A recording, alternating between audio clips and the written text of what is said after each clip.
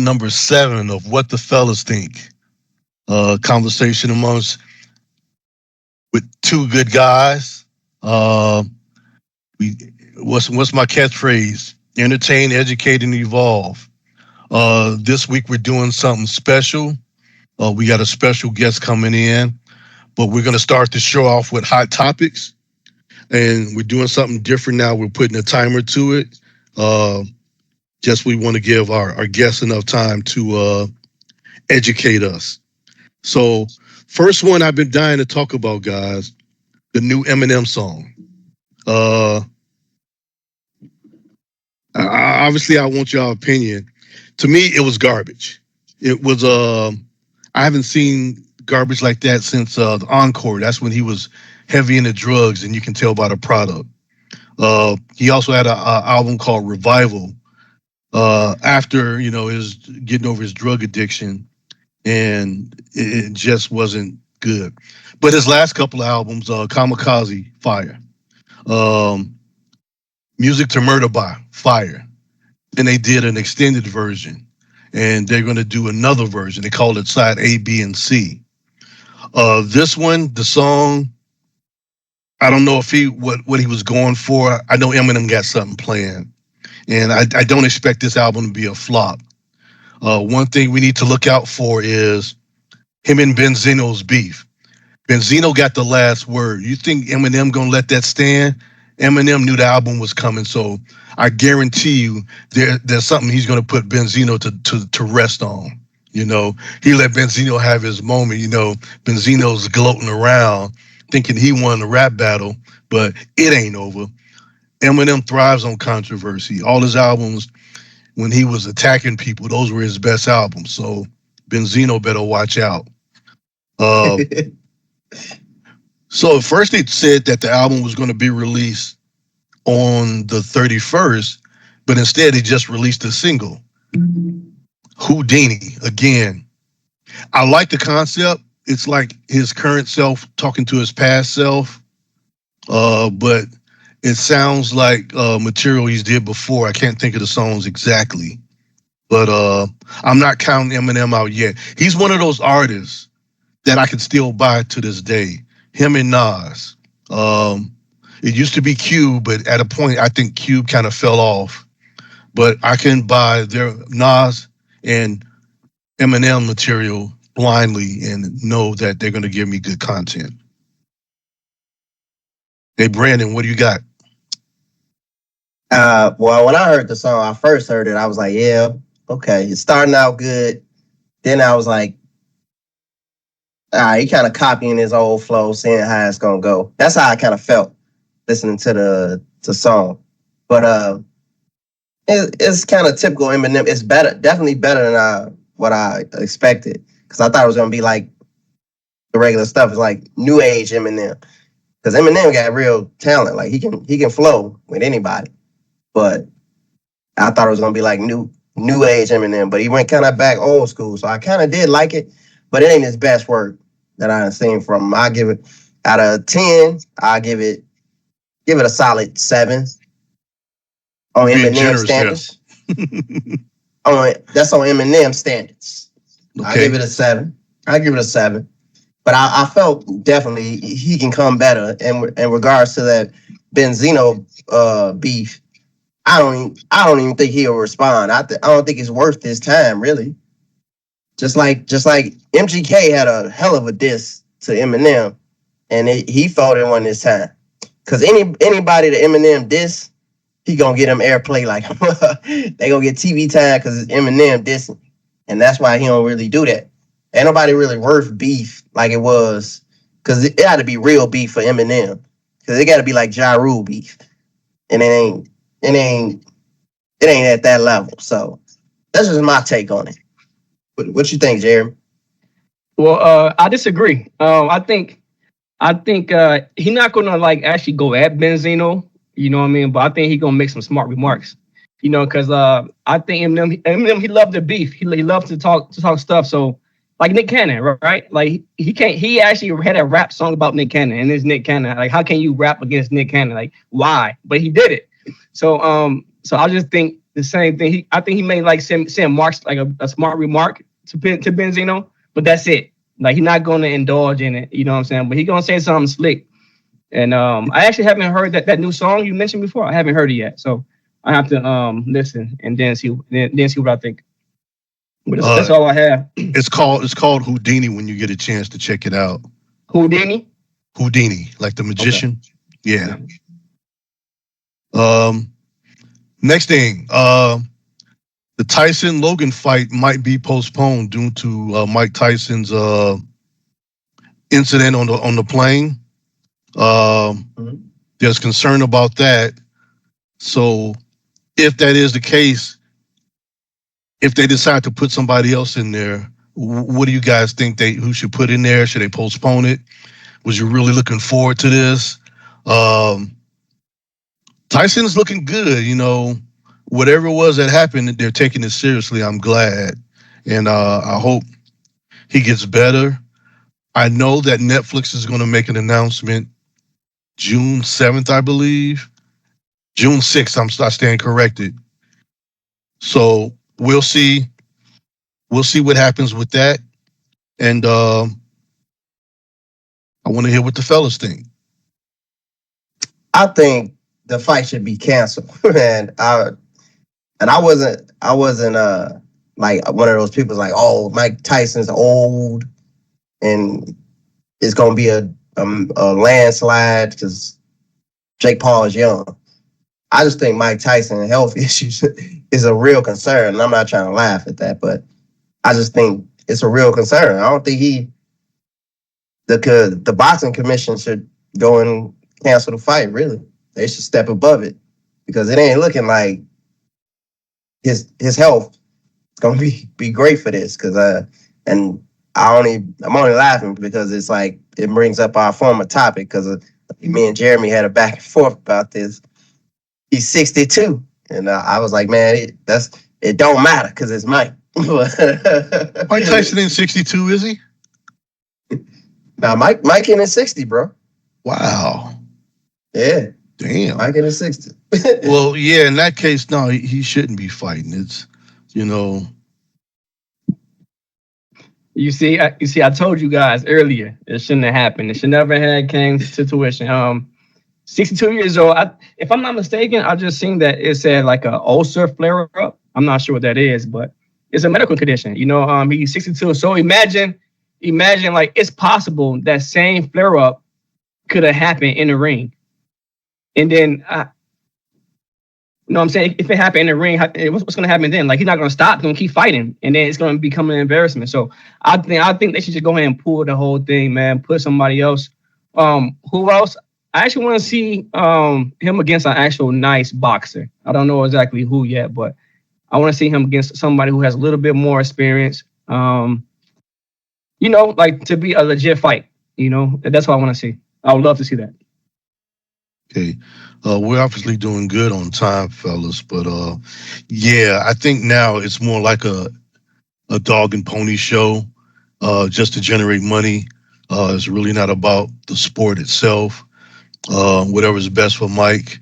If he needs to take a back seat and back away from the fight, then I'm all for it because I don't want to see the man collapse out in the ring and, you're like, wow, man, he shouldn't have done it. So, yeah, maybe this was a sign for him to back out. I remember a couple of years back, a current wrestler was going to wrestle a legend, and he just so happened to be picked out of the four.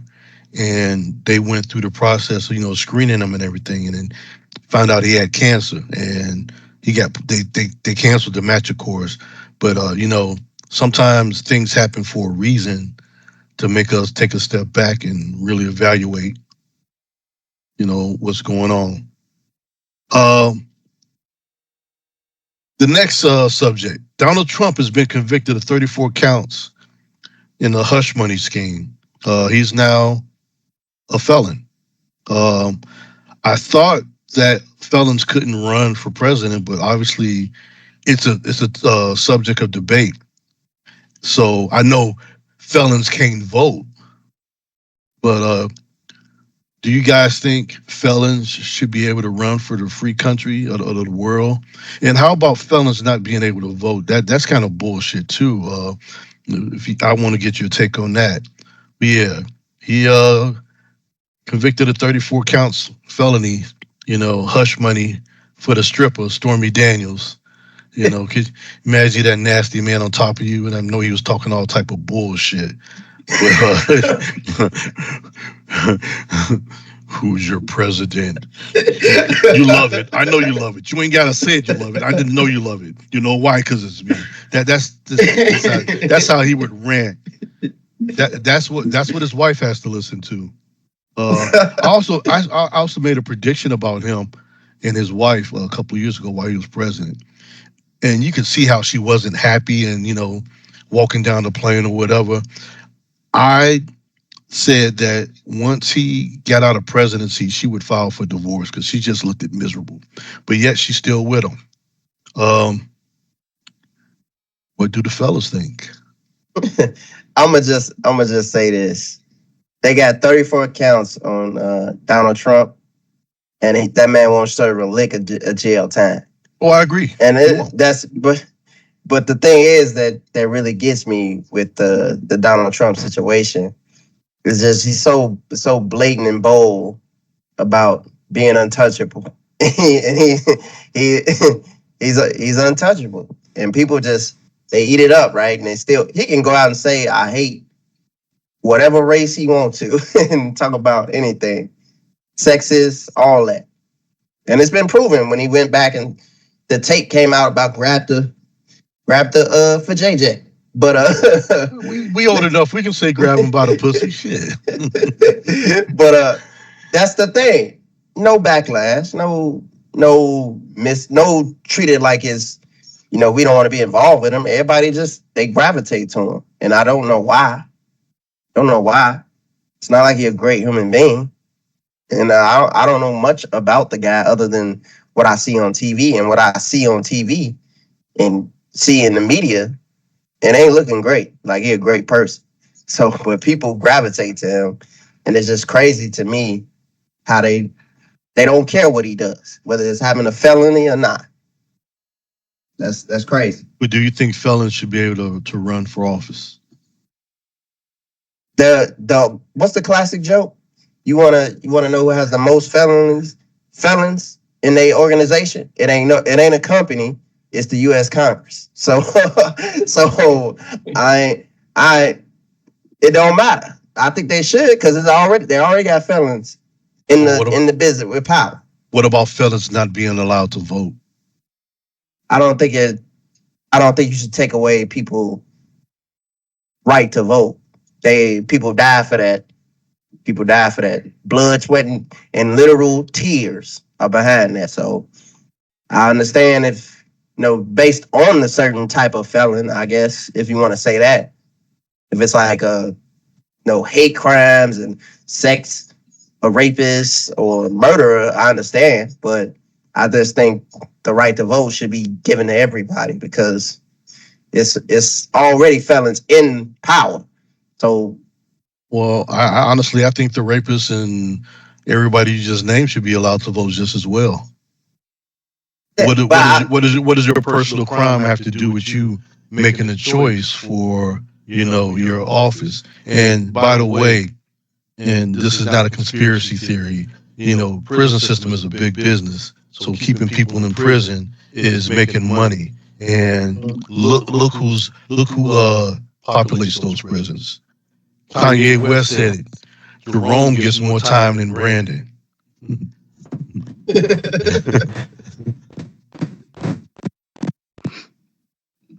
Jeremy, what you got? I don't have much to say, but I think it's very ironic. I believe I'm not sure who Trump was debating, but he made a comment saying that the person who was running against should not be able to be president because they had some type of felon or crime. And now that he has that 34 felons on his name, he now take that back. Now he believes that he should be able to run for president. I agree though. I think it's fine. I think he should still be able to run. I also I'm not Republican or Democrat. I'm kind of like neutral, but I think people like him because you can obviously see like is the the president or Democratic Party is attacking him, and everyone loves the underdog. You know what I'm saying? So if you see somebody getting bullied in a way, people kind of like tend to go towards the person getting bullied, right? Even though it's not like a bully thing, but I just feel like people gravitate towards someone being attacked, and you can tell it's obviously to have 34 felonies. I mean, it's obvious that they're actually like trying to find something against them, you know. And they've been doing that ever since he left the office, even while he's in office. So to answer your question, should he be able to run for president or you said vote, right? I think you should be able to do both, in my opinion. It depends. It depends on like the crime, the actual crime you commit. But as far as like presidents running, I think it's fine. So we're actually doing good on time, but I want to follow up on a statement you just made, Jeremy. What statement? You're not Republican, you're not Democrat. I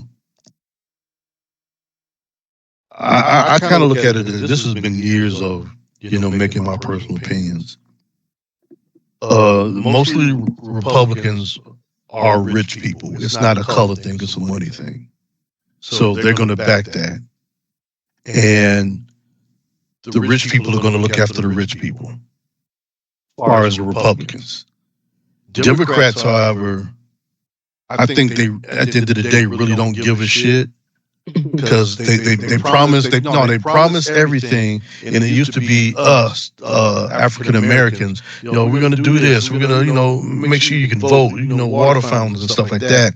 So now the new demographic is gay and transgender, and just like all the safe haven states in the United States are Democrat led states.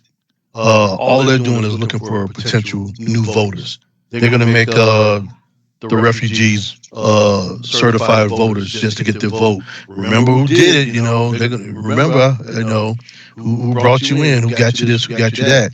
So Democrats, they promise you, free cheese and free bread to get your votes, and they don't always follow through on their promises to us. So they go after the minorities or the outcasts, if you want to call us, because there's a lot of us, and they try to unite us, and they get our votes. So at the end of the day, when I vote, I look at who's going to do best for me. And coming up in this current election, I really don't want to vote for Trump. Trump basically saying, I'm gonna put everybody in slavery that I can. Not to that effect, but he's letting you. He's made good on saying what he's going to do if he gets back in office. But at the same time, we got a very incompetent Democrat in Joe Biden. Biden is not all there. Not saying he's got dementia or anything, but he's not all there. He's real slow. I mean, I can count on one hand how many times he's failed on TV. I don't think he's the best representation for the Democratic Party. Think about this. He used Kamala Harris to get the votes. Kamala Harris is part of an organization that's spread out, so he was going to get the votes. But he hasn't really, in my eyes, empowered her as a vice president. So to say if Biden gets reelected and something happens to him, well, one, we got slow Joe, they call him. But if something unfortunately happens to him and he has to relinquish power, we got somebody we don't know how they can handle running the free world. So it's a real scary time coming up election-wise. But you exercise your right to vote, and not just your president. It starts in the community. So your aldermen, your councilmen, your mayors, your Congress that represent each state. They're the decisive votes in the Senate and in the House. So worrying about just voting for president is small potatoes. It goes deeper than that. And in my Forrest Gump voice, that's all I got to say about that. But if you got any more to add, go ahead. Well, I wanna say, when you bring up voting, a lot of stuff happened when it comes to the judicial part of that. Like what just happened with the Fearless Fund. Them making it lawful that Black women can't be a part of that. They can't participate when it comes to that. That's a lawful decision they made. And it's incremental stuff like that that adds up. And then you talk about racism because it's systematic and it's so ingrained. It's like crazy. People died to vote, but voting really ain't changed nothing. It's kind of masked some things, and it's allowed people in office that shouldn't be in office. And that's why people feel like, damn, I don't want to vote. I don't want to vote. But you got to vote. Well, the hope and prayers that maybe we'll crack the code one day. But like with Joe Biden, and this is what I say about Democrats, they backtrack faster than Usain Bolt running down the damn. But that's the thing I hate too, and a lot of politicians do that. Whether it's Trump, Joe Biden, Bush, whatever you want to say, our governor, but I'm just saying they backtrack fast. It's all grandstanding they do to get you to the vote. Then it's like we don't care about you. We got what we need. And that's the real problem when it comes to politics. Nobody stands up for nothing. It's a hush for going on. We should hold them accountable. I want to add one thing though. I said it before in like a previous podcast. Like I mean it's good to always stay active and always vote for the presidents. But like I said before, I think most people are looking up too high without first looking at their local government. You know what I'm saying? Like it's not a coincidence that the president has term like 2 terms. That's it, 8 years. But for most local governments, there's no term. They can be whatever the mayor for however long, or you know what I'm saying. I think I myself have to get more wise on the community and I guess in Chicago of who's running and what office. Start there and then work my way up. Because it's a shame that I only have ever voted for the president. I haven't voted for any local mayor. I haven't did that. But so that's my learning curve. I have to like be more involved. And stuff like that. And I think we all should. That's facts, because it's all the small people, the judges, the mayors, the senators, the aldermen. They get you over. What you got to say, Roy? I'm sorry. No, you're good. It's just like you're saying. With like, for example, the Supreme Court justice, we stack them with the people that we want in there that have certain core values that have a final decision on your life.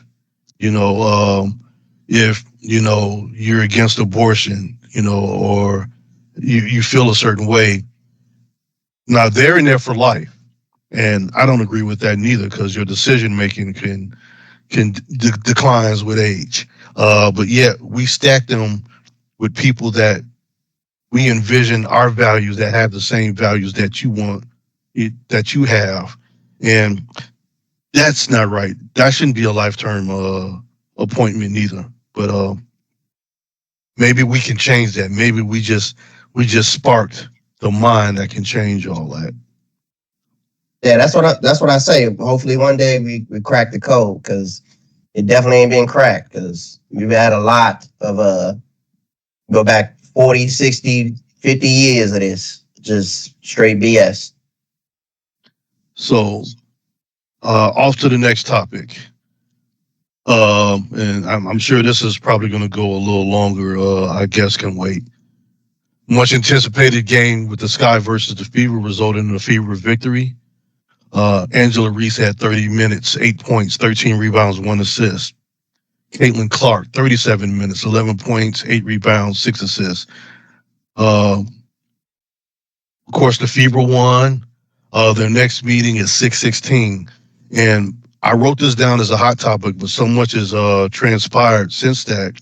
The hard foul, the fines implemented against the Sky. They really building this up to be the Detroit Pistons, Chicago Bulls-esque. and they're really trying to make it a soap opera to grab people in. That's what I think. I want to hear what you guys think about that too. Man, I got a lot to say about this, but I'm gonna keep it in time concern. But I do not like how mainstream media has made Caitlin Clark untouchable. You can't say nothing about her. They don't want you. They don't want you touching her on the court at all. They had it literally. I was like, it kind of pissed me off a little bit because I saw on ESPN and multiple platforms, should the WNBA do something to protect Caitlin Clark? Are you kidding me? That is crazy. Angela Reese literally got slammed on her head. Cameron Brink got elbowed in the chest and nothing. But this woman, and it's not fair to her that they're doing this, but they are. They're making it. She's like the untouchable figure. And every woman, I don't watch the WNBA just for Caitlin Clark. I watch it for Asia Wilson. I watch it for Williams. I watch it for Reese. I watch it for Brinks. I watch it for Skylar Diggins. I watch it for Sabrina, Diana Taurasi. I watch it for that because the talent is increased. And I think that is, I'm gonna save it to the time constraint, but that the topics of mainstream media piss me off. Well, I tell you, I'll let you go, Jim. I can't think of her name, but it's one person you missed out. I don't know her name, but Emike, I'm not sure, but she's basically like a. You know what? I'm gonna get her name and I come back to you. But in my opinion, she's like a. She actually the leading scorer right now. The leading scorer is I forgot her name, but she reminded me of Damian Lillard, bro. Like she actually put up buckets. So anyway, about Caitlin Clark, I actually like it, bro. I like this. I like this it's hardcore. It's like football almost. You know what I'm saying? But to Caitlin, defense, she hasn't made any complaints. Like she's taking it on the chin. It's not her. It's everything surrounding her. You know. So I think she's been a good sport about it. I just hate the fact that they're trying to I guess change the sport now since she's in there and she's now the figure of WNBA. You know, like she's the must protect, I guess, asset. You know, I don't like that part of it because I've seen some videos where multiple women who are rookies get this kind of treatment. You know, and it didn't seem as bad in my opinion. Like the whole pushing the back, it didn't seem bad. Like I just didn't. I don't agree with it, but I guess we'll see how it goes and what happens next. So, a little quick trivia: do you guys know why Angela Reese wears the one-legged compression legs thingy? No. No. So, in her sophomore year, she broke her leg and actually her tibia, I believe, and they put a rod in there. They thought she would never play again, and just visually seeing that scar kind of puts her in a bad mind state. So that's the reason behind the one-legged thing. And I'm wondering, at first I didn't know, I just found this out a couple of days ago, but I'm wondering if the league is going to step in. I remember they did that to LeBron when he kind of fractured his face or whatever. He wore the black mask and he looked like a superhero or villain, whoever you want to say. But everybody had a problem with him wearing the black mask and he had to wear a clear one. Last year, I forgot who it was. I think it was somebody in Boston. They were wearing a face mask and it was black, and I was just like, "Oh, so now it's not a big deal." But anywho, yeah. But do you think that foul was warranted? That was No. kind of hard. No. No. And she flopped. And she flopped. Yeah, she flopped. But hey, not to I think it's time we introduce our guests. Let me cue them up, get them ready. Here we go. How y'all doing? This is I wanted to welcome y'all to our platform, Bobby and Melissa. Yes, sir. How y'all doing? I'm doing good, man. How y'all feeling? Pretty good, man. Doing good. I want to welcome y'all to What the Fellas Think, and I want to, on behalf of What the Fellas Think, thank y'all for coming on. Y'all, we're excited to talk to you. We're excited to get to know about your profession, the real estate industry, understand a lot more about it. Let's queue up and have a good time, fellas. I appreciate it. Yes. How y'all feeling now? We're doing good. How are you guys? Doing great. Definitely Thanks for good. asking. Perfect. Perfect. I wanted to. We did look at your website. We did look at a couple of properties too. But I wanted to discuss what type of properties you guys specialize in. Oh yeah, we pretty much specialize from residential all the way up to commercial properties. Melissa has closed on me and myself. Me and Melissa has closed on laundromats, six unit properties, 8 units, all the way up to 20 unit properties. So pretty much anything real estate we can get done for you guys or anybody that's looking in the market. And I'll let Melissa piggyback off that and Yeah, you pretty much hit it all. We do mixed use, commercial, residential, condos, whatever you're really looking for. We can definitely help you find it and get you closed.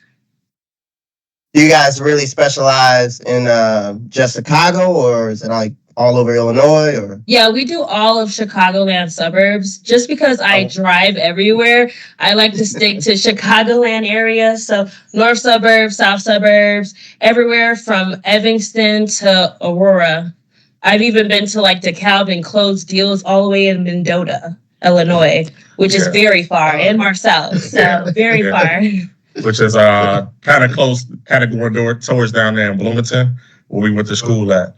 Now, me myself, I can pretty much work from my laptop. I can do loans in 48 states. The only loans I can't do in the states are Hawaii and New York right now.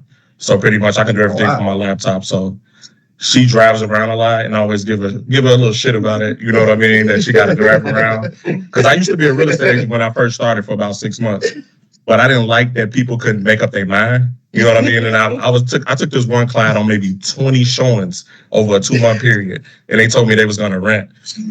Man, I was like, if you don't sign this contract right now.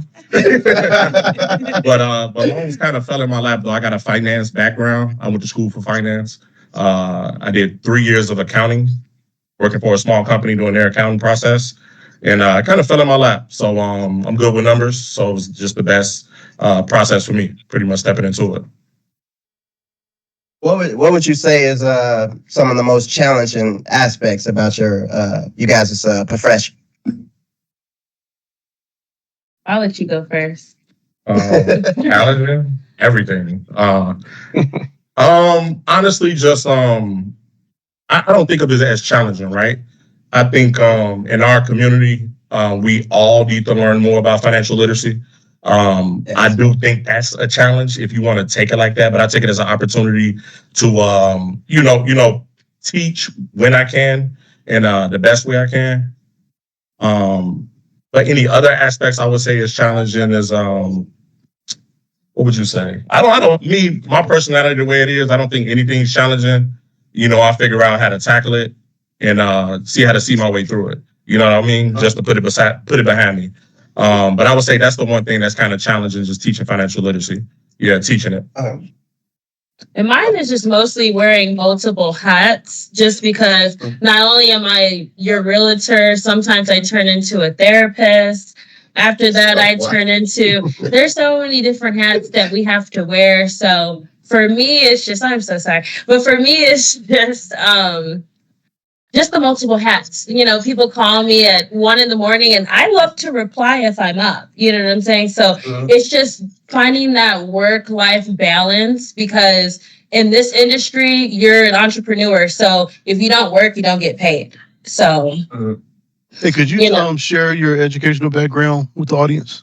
Yes. So I have a bachelor in business management from Arizona State University. I come from a family of realtors and real estate investors. So me getting my real estate license, my mom retired being a realtor, and we just kept hiring realtors. We do fix and flips for a living. So it just made sense for me to get my license, and I just fell in love with it, and I just been successful ever since. So it's been a journey. And we're investors ourselves, right?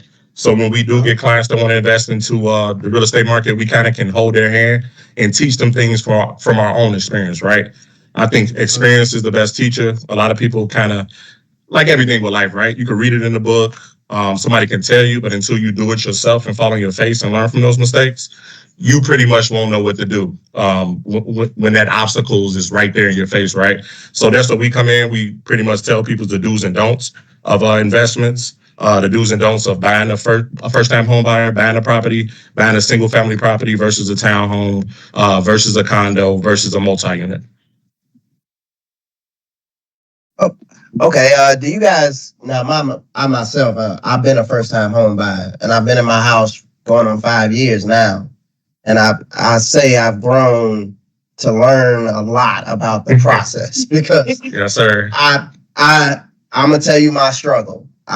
Me and my wife, we spent thousands on our property just to get it fixed up. Now, when we first look at it, they do all the cosmetic work in Chicago, at least in my area, the south side of Chicago, and they got us because when we got in the house. I have to say they got us, but they got us. Was it a flip property? Did y'all buy it from a LLC? Yeah, from the LLC. Right. So you just have to be really careful with those and really get a good inspector, right? Get a good inspector and make sure you shop inspectors, because I see a lot in this market today, just because funds might be tight, they're going with the cheapest investor, and then they run into that problem right there where they get in and then they have to spend $10,000 to make it livable. So that's really unfortunate you got caught up like that. But a good inspector definitely will help that, as well as if you're moving outside of Chicago, especially like south suburbs, a lot of those suburbs, they require city inspections. So that's just a whole nother inspection that helps the buyer. And they don't let the seller sell it to the buyer in any type of condition. So there's a lot of different cities that have those inspections, which can be a pain as a seller, but as a buyer, it's just like an extra cushion, to avoid buying a lemon, That's what I wish I had known, because I'm not gonna lie to you. Me and my wife, we spent thousands. I mean, we fixed foundational issues, plumbing issues. We just now had to get our main sewer line repaired, and we did a remodel to our bathroom. We still got to do stack pipe issues, which cast iron stack pipes. Yeah, we know all about it. Yeah. Hey, I got a question for you, Brandon. Yeah. Brandon, I got a question for you. This house that you bought, was it owned by the Three Little Pigs? Because I already huffed and puffed and blew it down. The issues you had. Oh, that's a good one. That's a good one. Hey, did you get an inspection? Did you get an inspection on the property?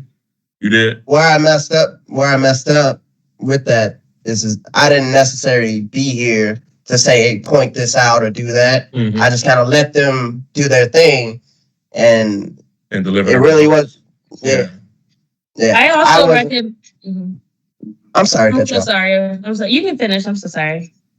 I also learning from that realized that I should have got a double inspection to check, because my realtor actually had his own inspector. He used his, and I should have got one of my own and did my own research, like you said. That's because we wouldn't have had all these issues, or at least would have got corrected. Right. And a lot of times, bro, a lot of stuff is unavoidable. You know what I mean? And that's when I teach people, when you do buy these homes, make sure you got a decent amount of reserves on hand just in case life happens. You know what I mean? You can't see everything yourself. The inspector can't find everything out just in one inspection, right? A lot of stuff you won't find out until you live in the property. You know what I mean? Yeah. That's why I always tell people, like, when you live in the property, that's when you really understand what's really wrong with the property. You get to feel the bones, the guts, and everything of the property, right?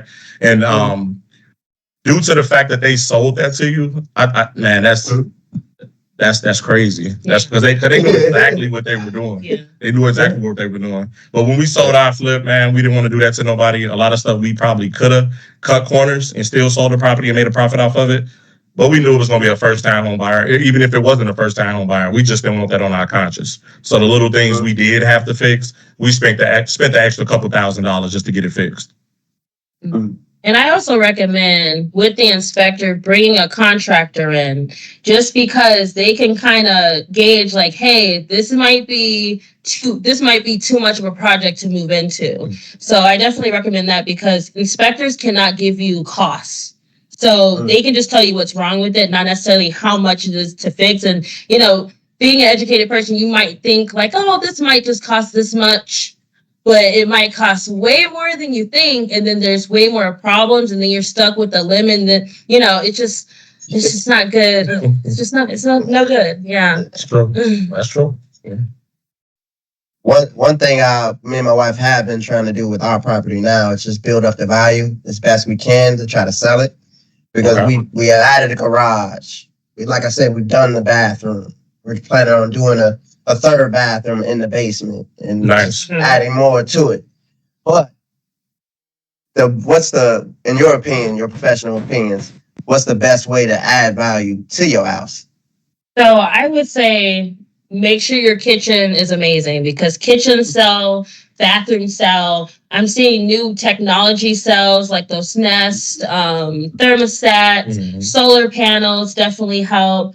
Just energy efficient like products definitely raise value. I would also say bring in just curb appeal. That definitely brings value, but just make sure you see what's in your market and do not outprice yourself. Because what I see is when I sell a lot of people's homes, they expect a certain number, and I can only give them facts and comps that, are in their market that make sense.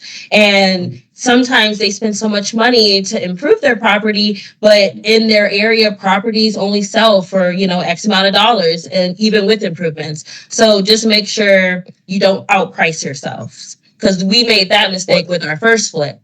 And we marble countertops and, did the whole 9 yards. And then we still had to, adjust to the market price. Mm-hmm. With that, you're saying market price, like, how is that based?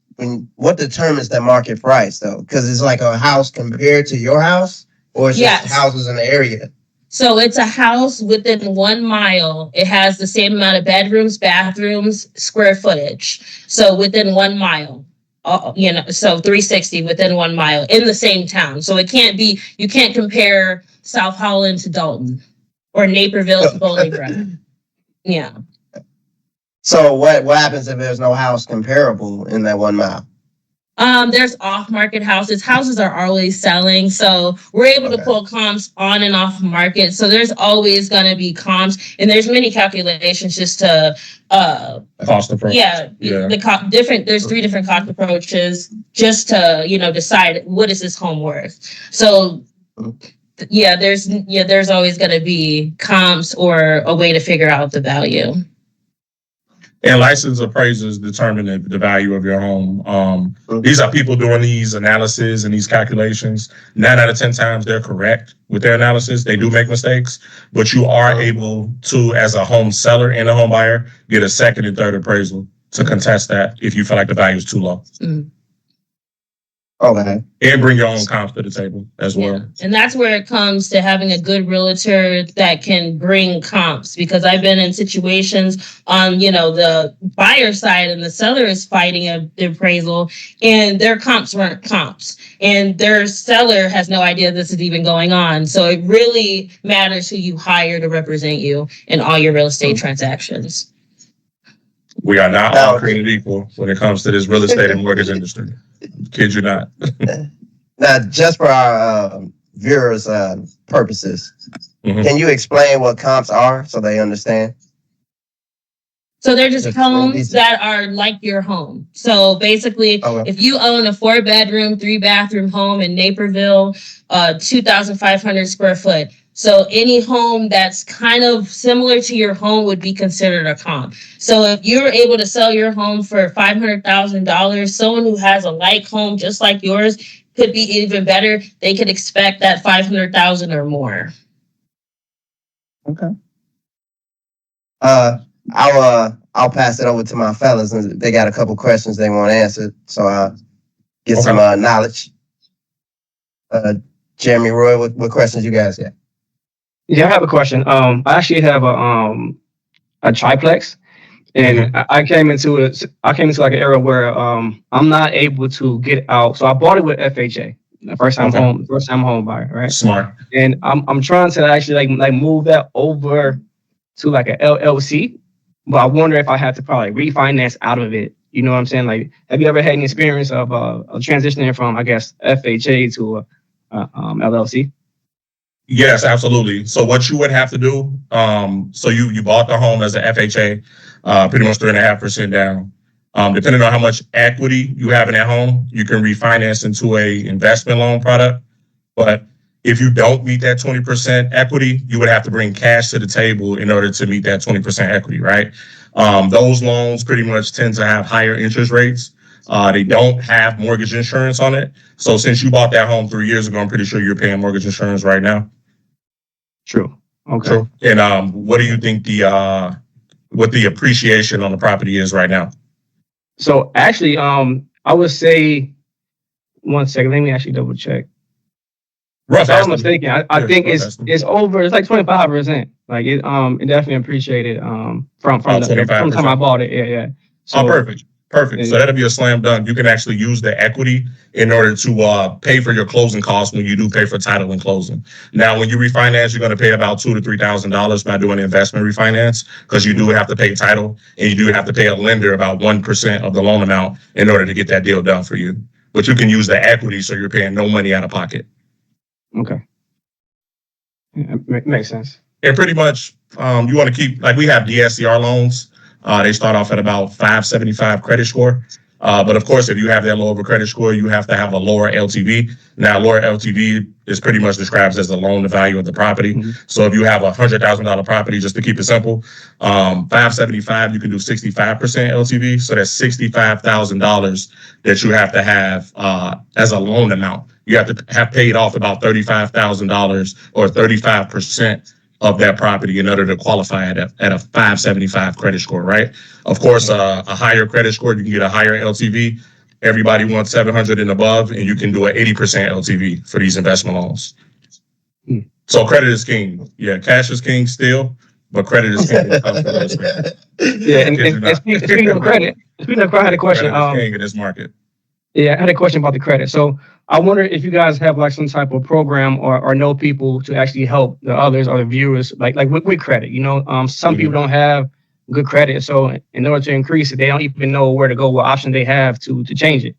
So can you touch base on what do you think about that? No, for sure. I've been in the industry for about 1 second. Can you grab her? So I asked her this question. My daughter, man, she's 3 going on 4. Yeah, she's my biggest cheerleader though. But so when it comes to credit, man, I've seen over probably 1,000 credit reports. So pretty much when I run credit, I can kind of pinpoint what you have to do to improve your credit score.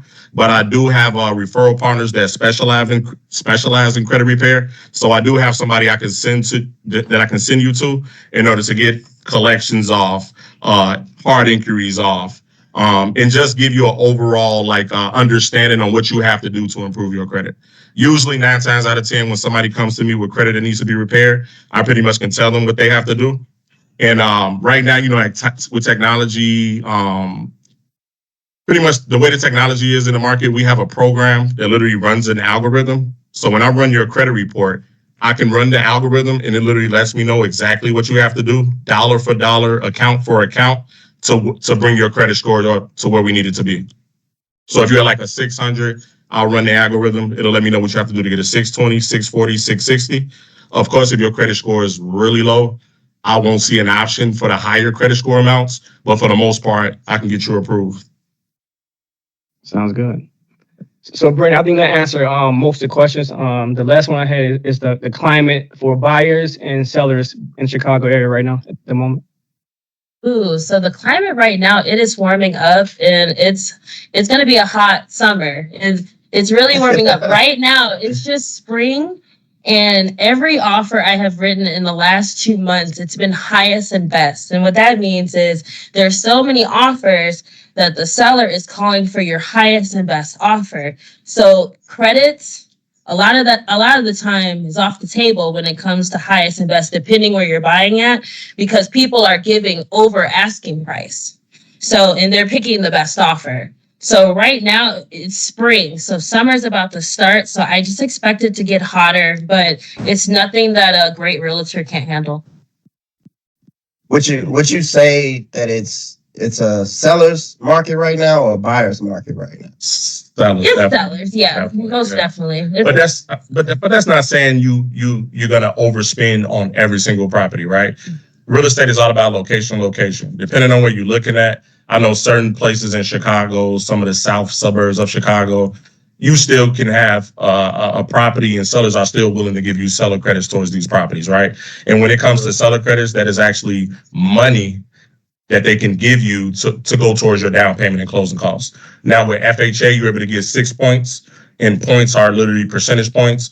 So a $300,000 property on an FHA loan, you're able to get up to 6%. So that's $6, $12, $18,000 total that they're able to give you towards your down payment and closing costs. Ain't no guarantee you're going to get the full 6%, but I have seen deals to where they have given the 6%, and deals to where you can negotiate and get about 3 or 4, maybe even 2% towards your down payment and closing costs. The best homes to try to get credits on are homes that have been on the market for more than like 40, 50 days. And that's when you look at, and it depends. If it's in Chicago, I would say more towards maybe 80 to 90 days, because Chicago is a very large market. So suburbs, I would say 40 days. Look at those homes that are having a hard time to sell. That's when you could come in with the lower offer asking for credits, because a lot of the times these homeowners, they're on the market, they're trying to sell, they can't sell. Depending on what reason they're trying to sell, they're trying to get the property off. So it's best to try to go with the credits for those properties versus the properties that are just brand new on the market. And that, because that's how you're just going to lose an offer, basically trying to nickel and dime credits, and the home has been on the market for 10 days. And I have all types of down payment assistance program, first time home buyer programs. I have the IDA program that could give you up to $10,000. And I have the Shenora program, which will give you up to 5% of the purchase price. So a $300,000 home, they're able to give you $15,000 towards down payment and closing costs. I got a question. I'm sorry. You just touched on this a few seconds ago. You said a seller's market. Can you tell the audience the difference between the buyer's market and the seller's market? What determines what market we're in, and right now, what kind of market are we in? So right now, the housing, there's a shortage of housing right now. So there is not a lot of homes on the market, and there's just way more buyers. So sellers are able to basically determine, hey, who we're going to sell to, how high we're going to sell. And it's just based on the need. I've seen homes that just appraised last year for, let's say, $350,000. And just because of the demand in the area, it's going up $10,000, $20,000, which is just crazy, but it's just the demand. So that's how we can tell it's a seller's market. When there's not enough homes and just a lot of buyers trying to buy, they just have, options. It's not slim pickings when it's a buyer's market, when there's so many houses and not a lot of buyers, and buyers are able to choose. And that's when we know it's a slow market, when there's just a bunch of buyers and no houses. Do you have any information as to why these houses are for sale? Or is people moving out of the state? Are they buying new homes or retiring, or what? Well, Illinois is in the top 10 of states where people are leaving. Mm-hmm. Property taxes are high. Everything is going up. Inflation is high. I feel like for Illinois, everything is just going up. So you have to, have reasons to stay here. And then I feel like people are seeing other states where they don't have state taxes. They have, real estate where you can get like a 5-bedroom, 4-bathroom house in Texas, Atlanta for, $350,000 versus here, the same house for $700,000. It's just more affordable living in other places. But Chicago, I feel, is a great place, honestly. Yeah, and it's cheaper taxes. Inner city Chicago. Let me see, South Side, West Side, Aurora, Illinois. We can find you places where taxes make sense. But for the most part, overall in the market, you're looking at higher taxes in Illinois, just as a flatline estimation, right? I think Phoenix is a good spot as well, where you can find taxes that are very conservative. Yes, and get more bang for your buck. And get more bang for your buck out there. Like a $250,000 home in Illinois, pretty much in the Chicago area, the square footage wouldn't even compare to what you can get in the Phoenix market and the Texas market. You probably can get double the size and twice the property. Would you say your programs for first time home buyers, Mm-hmm. does that also apply to investment properties as well? So investments is a whole nother hurdle. That's a different ball game. You are able to get seller credits with investment financing, but they don't have any down payment assistance or anything like that. You pretty much got to come with your own funds to do that. Okay. And I have ways and people I can introduce you to with my referral partners. They can get you financing. What are they are? Lines of credit, right? Just different avenues to funding that can help get you jump started, so you are able to invest in using other people's money. Okay. You know, I'm not cutting you guys off, but I just no want to problem. make sure Yeah, no problem. at the end of this, you provide Brandon with like take a photo of a business card or Oh, for something sure. with your information. Mhm. I think you've been real insightful, and I'm sure off the strength of that, people would want to have some type of dealings with you. I wish I would have had this conversation with you 14 years ago. You know, Man, I wish I knew this at the womb. Honestly, I will. Honestly. Yeah, But I like appreciate that sentiment, Elroy. Definitely. like Roy said, definitely want to any links you guys got so people can reach out to you, contact information, definitely share with us because we'll definitely spread it around. You guys been very informative, very insightful. This is definitely a blessing to have you guys on our platform. So I'm going to put Brandon on the spot. So for their information, go to this website right here. Right. I'm going to tell y'all about Facebook and Instagram and LinkedIn. Pretty much Facebook, Bobby D. Williams. And then Instagram is Bobby_Sundiata. And Sundiata is SUNDIATA. And my Instagram is Melissa Sells Broadway, and the same for Facebook, Melissa Sells Broadway. Now, when we do end up sharing this with our audience, we will post your links and everything to you, so that people can reach out to you directly. So just in case. Yeah. We gonna cover y'all. We gonna cover y'all. Definitely. Yeah. Nah, just me dealing with you from back. I've been knowing Brandon for about 10 years. He's very thorough, very smart guy. Yeah. Definitely. And dealing with Bobby is definitely honest brother. He gonna make sure you straight, and he got your back 100%. Yes, sir. Definitely. I already know when it comes to doing anything professional, Bobby will cover. That's stand up brother right there. Brandon, I got a question for you. Mm-hmm. When you went to go buy your house, how come you didn't get in touch with Bobby? I didn't know. Look, I think I had just started. Yeah. I probably wouldn't have been a good resource back then. Yeah. I was making a lot of mistakes, but now I'm a professional. I'm sure you would have told him that his house is going to huff and puff and blow down. Oh, yeah. I didn't tell him that much. Definitely would have told him that much. Like, hey, run fast. Go ahead, sign that lease. Even though I want you to, sign that lease. Go month to month. I think I bought my house in 2019, so it's definitely been a learning experience. So, well, let us anybody know out ready to sell? But you know what? You can turn that into a positive though. Definitely can. Like we pretty much bought a similar home to yours. We probably haven't had the amount of problems you had, but we definitely moved out of our home and turned it into a rental property, and we literally getting three times as much as the mortgage is right now. 3 times. That's a blessing. Yeah, that's a blessing. Because due to the fact, like everybody wants the property to be sound and look nice, right? But it's a difference between you buying a home and wanting it to be a certain way versus you renting a home and wanting it to be a certain way, right? They got a lot of different programs to where, what's the program? IDA has a program for rental assistance. Everybody knows about Section 8, but we went through IDA. Nonprofits have these programs. Yeah. So they'll come in, rent your house. Like the program that we're on, she comes in, they pay all of her rent, but like $283, and they pay it 3 months at a time. So we never have to worry, is she going to pay her rent? You know, she could be late on her portion, but we're getting the majority of the rent. And I feel like that is the most important thing with investments, because you get these investments and, move people in, and then they don't pay rent, and then you're still responsible for the rent. You know what I'm saying? Then you have to pay for an eviction. And then if you're in Cook County, they're 3 to 6 months behind. So you're paying rent for, I had a family member who had to pay someone's rent for 7 months. Mm-hmm. On top of her other properties, her own rent, her own life, her own bills. So that is a risk you take when you get into the real estate business. So, but it's not. It's not specifically a risk, because we got different options and programs that we can introduce you to pretty much alleviate that risk and make sure you get your money every month. Section 8. Every month on time, direct deposited, pretty much. Is that called? You said IDA?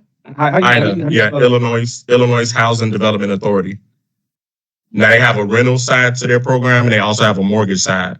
The mortgage side, they can give you up to $10,000 towards down payment assistance, and the rental side, they can help you find a home and pretty much supplement your rental payment. Like I said, our tenant, they pretty much paying 80% of that. They paying $2,450. She's responsible for about $260 of that, and our mortgage is only like $1,250 a month, so we get $2,450 off that property. How do you guys feel about appliance insurance? I think it's yeah. Your furnace go out. No, I know, depends. Spend that $100 a month. If your furnace go out, that's $8,000. Not to mention the type of piping. Like if you have an older home, as soon as you touch those pipes, you have to update everything up to code. Like one of our homes, we have a galvanized, right? If we were ever had to change anything to do with the furnace or anything to do with the water lines, anything with the plumbing, we have to update everything up to copper piping, right? Copper is more expensive, and you have to do the entire home, not just what you work on. Now, if you got that insurance, right, you pay them $100 a month, you file a claim, you will pay maybe a 10 to 20% deductible, but they're going to pay the rest of the 80%. So I always recommend insurance. Insurance is key, because life happens. So I had my dishwasher go out, and they came out and repaired it, and about 2 weeks later went out again. So yep, they ended up replacing it with a brand new unit. Same thing happened to my dryer, but they fixed it and it's still working. So damn. Okay. Yeah. So just like you said, they came in, fixed it. It broke again. They fixed it. But if they have to just get you a new one altogether, they'll do that for you. I just say you have to be careful on who you choose, because in the case, I have a cousin who we just closed on the house, and something had went out, and he had one, and they just didn't cover what he needed for his air conditioning. So you just have to be careful who you pick, and then make sure they're just a qualified company. It's I don't want to put nobody out there, but it's HWA that I deal with. They've been pretty respectable, and they've came through when I had to make claims. Okay. And what does that stand for? What's the acronym for? Home Warranty Association, I believe. Okay, I'm gonna write that down. I never heard of that. We usually use American Home Shield. Okay. And they cover literally every appliance in the property. And they don't do prior inspections. Pretty much you just let them know what's in the home. Whenever you have an issue, you call them out. It's about so it's Home Warranty of America. Home Warranty of America? Yeah. I want to say, though, because that's been a fear of why me and my wife don't want to do. Well, she wants to do an investment property. Mm-hmm. She wants to do it, but it's been a fear because I don't want to deal with the headache of somebody not paying their rent. Somebody not. Yeah. Mm-hmm. I get it. That's where the Section 8 come in at. That's where these other programs come in. I think eventually, now I got my dog in the background. I think eventually once you like right when you first starting off, of course every dollar gonna hit. And I feel like no matter how much money you make, you don't want to lose money, right? But once you get 2 to 3, 4 different properties, that's when you'll kind of open up, and you might not want to deal with Section 8 anymore. You know what I'm saying? Your income is supplemented to where if one person doesn't pay their rent, it's not going to really hit you like that, right? But we do have programs and different avenues to where we can almost guarantee you'll get your rent every month. What would you say is how do you determine what's a good investment property? The numbers. What are you trying to profit? So what pretty much I do, I have clients send me on on average, right? If you got an investment property to where you're getting rent, most of the time you probably gonna see something from $250 to $500 a month profit. That's considered a good investment, right? I try to get clients to get $1,000 to $2,000 profit when it comes to these investment properties. If you're going to rent it out, that's my goal. We're not looking at the small numbers. Of course, the small numbers, if you multiply them, they equal the bigger numbers, of course. But I try to do the big fish up front. And when it comes to an investment property, a fix and flip, or just a buy and hold, what I tell people to do is just find a property they can afford as far as the acquisition cost. If you got $20,000, you can get a property under $100,000. The fix and flip loan that I offer, they actually will give you 100% of the renovation budget, right? So if you need $50,000 to fix that property up, they'll give you $50,000 to fix it up. Let's just say we got a property for 100K, right? We put 20% down, $20,000. After the $50,000 to fix it up, let's say the ARV is $250, right? Your total loan amount on that property is the $80,000 that was left over from the 20%, plus the $50,000 you took out. That's $130,000, right? $250 minus $130. What's that? $120? $120? Yeah, $120. So what you can do is do a cash out refinance, take up to 75% LTV, put that additional 50 to 60K in your pocket, go do it again and rent that property out, right? So that's what I teach people. That's where that financial literacy comes in at. Once you get your first property, that's pretty much your own bank after that. And that's the game I teach people. And I'm sorry. it's okay. I just wanted to touch on what he was saying because that's a good point. But also, let's just say you're a homeowner and you already own your house. You've owned your house for a while. You have a little bit of equity. I'm with Caldwell Banker Realty. I'm at the Gold Coast location. We have a program called Revitalize, where Revitalize is completely free. They do not check credit. You just have to own the house. You can't be in foreclosure. They will come, bring contractors. You get to actually pick the contractors, but they give you a list of contractors that can come in. They'll do a scope of work. They will renovate your entire house cosmetically. And then you have 12 months to put it on the market. And then you make way more money than you would selling it as is. So that's another option to get more money for your investment, for your personal property, if you're wanting to sell. And honestly, Brandon, that might be an option for you. Instead of spending all money out of your pocket, you can do that. I was just about to ask you. Well, maybe off when we're not recording now. Sure. I'll ask you more information about that. Definitely. My business hours are. Hey, so guys, I ask you once Brandon gets done with the editing, I'm sure he'll let you know. And I guess we can send you the link and you can post it on your social media to go check it out. Tell them to follow us and, let's just spread the love, spread the word. Mm-hmm. Yes, sir. For sure. Yes, sir. Definitely will do. I wanna thank you guys for coming on. We enjoyed you. This has definitely been exciting. You guys have been so informative that I'm gonna contact you definitely after this meeting because appreciate it. I got some questions to ask you. So regarding my house, I'm gonna say this. It'll probably get bleeped out, but I can't wait to get rid of this mother. No. Only you can beep it out. Tell him. It might be to hold on to it. Honestly, I always tell people they're not making any more real estate. They're not making any more.